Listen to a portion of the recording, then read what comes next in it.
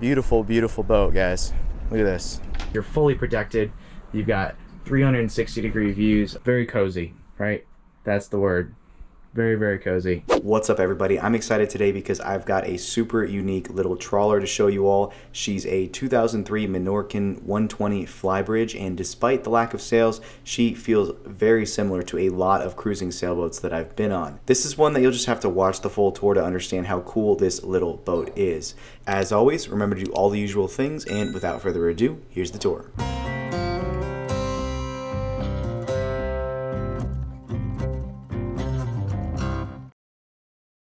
Look at this boat, everyone. This is definitely a unique one. Gonna go ahead and step aboard and go forward first. Nice wide and safe side decks. You've got stainless handrails going forward, something to hold on to. High bulwarks, feet aren't gonna slide off. Midship bitts, handrails on both sides going forward. Look at that. And then just a super clean foredeck. Dinghy stowed on deck right there, lots of room for that. Continuing all the way forward to the bow, it's almost a SCO bow, rounded bow. You've got a lot of deck space up here because of that. And the reason why I say almost a SCO bow is because when you actually look at the bow, it does come down to a point. It's not completely rounded, it has that point there. And then the bowsprit here with the horizontal windlass, dual bow roller. Very, very cool. Look at this.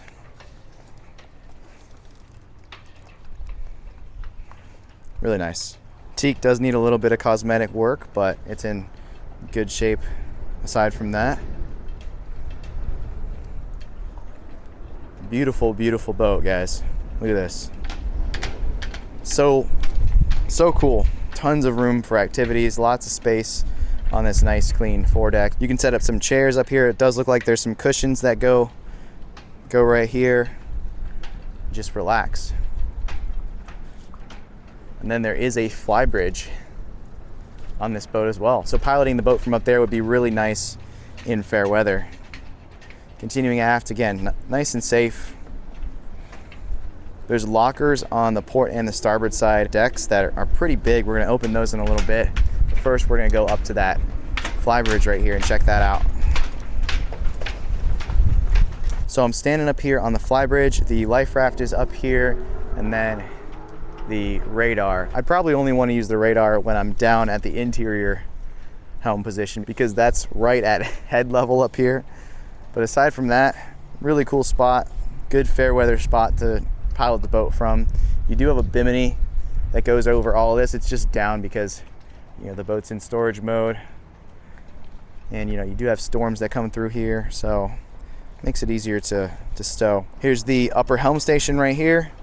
Got everything you need. This boat does have twin diesels, so that's really nice. Yeah, could you imagine driving the boat from up here? You're in the Bahamas, the Caribbean somewhere. The water is crystal clear.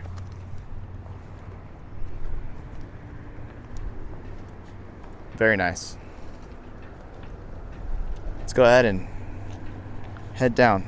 Again, I can't emphasize enough that this is a fair weather spot, but a nice one, but a nice fair weather spot. I wouldn't want to climb up this or pilot the boat from up there in anything but nice weather.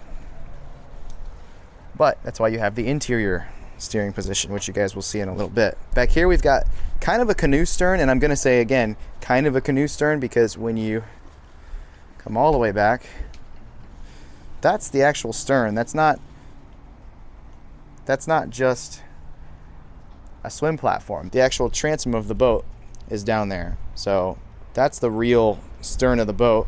And then it comes up here and kind of rounds out. You got that door right there. And then you've got this semi-canoe stern, but this is a really nice space. Got lots of storage down below in that compartment. I'll show you guys that in a little bit, but I want to show you first what I walked over at the start of this video. Side deck storage, and lots of it on both side decks, which is really cool. You don't really see this that often, to be honest. So that's really cool. And then storage in these little benches back here as well. Same thing right there. And then let's take a look at this aft locker. Really big aft compartment. And as you guys can see, the boat keeps going beyond the semi-canoe stern. And then you've got tons of storage down here. And both your diesel tanks on port and starboard. You can get down in there, lots of space, lots of storage. All right, guys, that's it. I think it's time to enter the pilot house. Look at this pilot house. Super comfortable. Really nice, a really great respite from the weather. Even on a day like today, it's pretty warm, but it's really windy. So being able to come in here and kind of get out of that wind and get out of that weather, get out of the sun, really, really nice. And then you've got your interior helm position. This is going to be your main helm position. You're probably going to drive the boat from here most of the time. You're especially going to drive the boat from here in, you know, any inclement weather, because you're fully protected. You've got 360-degree views all the way around. You don't have as good of a view as you do from the fly bridge, but it's pretty good. Pretty good. The only advantage the fly bridge has is the ability to see kind of down into the water better. But look at this, everything you need right here. Twin diesels, all your instruments. I love it. Super comfortable helm seat. You sit nice and high so you can see over the bow easily. And then in the headliner, you even have places to hold on to. This boat, despite it not being a sailboat, feels like a sailboat.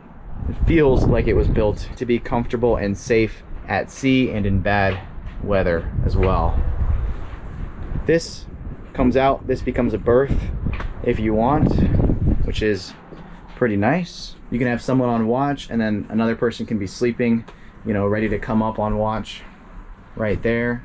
The engine room is going to be below my feet under the cabin sole. You guys will see that in a little bit, but first we're going to go forward and down below. So as of right now, we haven't really gone down below. We've only stepped into the pilot house. It's at the same level as the aft deck, and now we're going to finally go down below. And as you guys can see, super comfortable. This boat's in really, really great shape. I'm going to do a 360.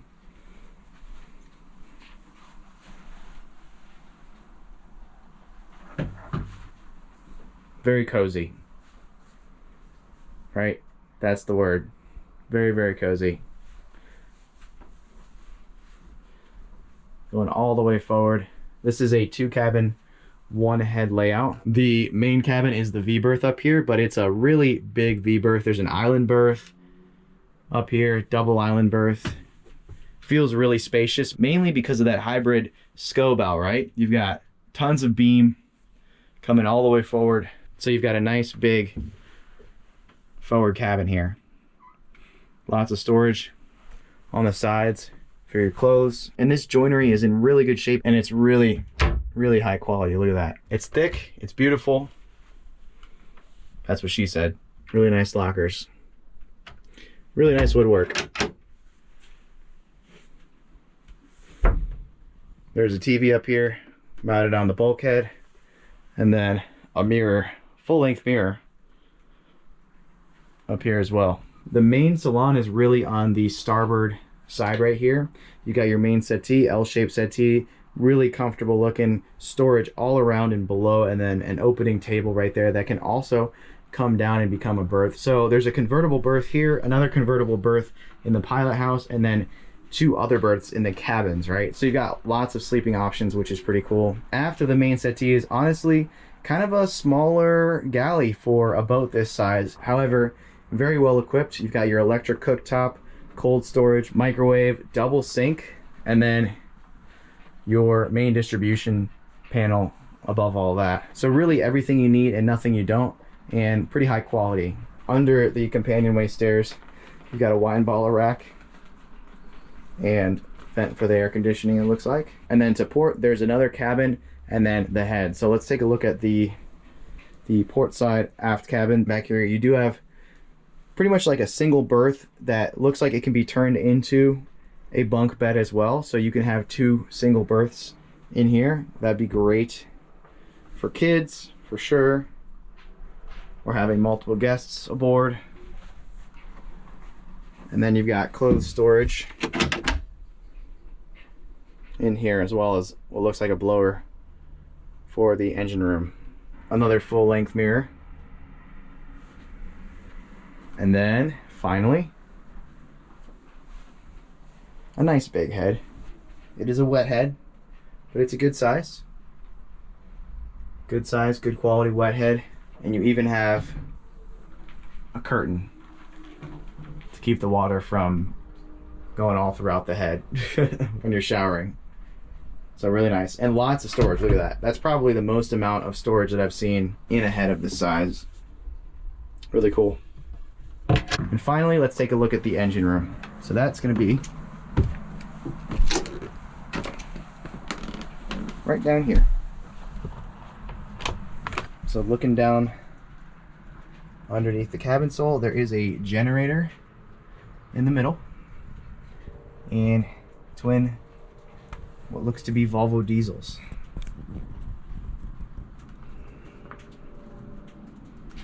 Very, very nice. So the boat will top out at just over 20 knots and she'll cruise 8 to 10 knots efficiently all day and night and all week because you got lots of fuel. And that's it, guys. It's time for the full continuous below decks walkthrough from bow to stern.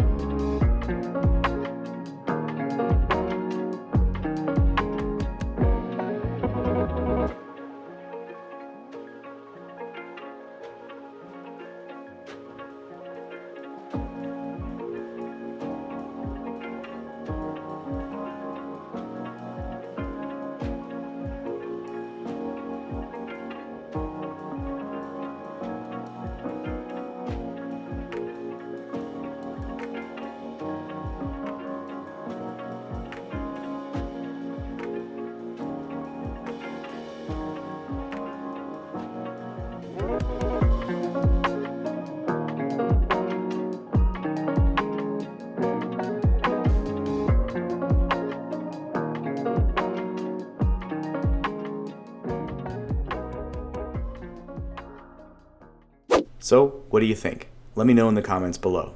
I really liked this boat. I think she'd be great for a couple or small family that wants a solid little trawler to do some coastal cruising and some light offshore cruising as well. As always, broker contact information and current asking price will be in the description below. That's going to be it for this video. Remember to do all the usual things, and I'll see you in the next one. Are you in the market for a cruising boat? Are you selling one? Or maybe you're like me and you just like looking at cool boats. If any of that sounds like you, and given that you're watching this video, I'd bet that it does. I'm excited to tell you about something that we've been working on behind the scenes for a while now. We've just soft launched, with the help of our friends at Loma Tech, a new website / marketplace specific to affordable cruising yachts, meaning on this site you can list your boat, buy a boat, and or window shop for boats just like the ones we film in our tours. You can go on there now, and just like how we don't charge to film the tours we're already doing, listing, list your cruising boat for free and get access to the Learning the Lines community of potential buyers. We wanted to do this because, quite frankly, there's too many cool cruising yachts out there and not enough time for us to film all of them. So we created a marketplace for unique, affordable cruising boats, of which, to the best of my knowledge, no great options currently exist for this very specific niche. What do you have to lose? Check out the link in the description to join the community.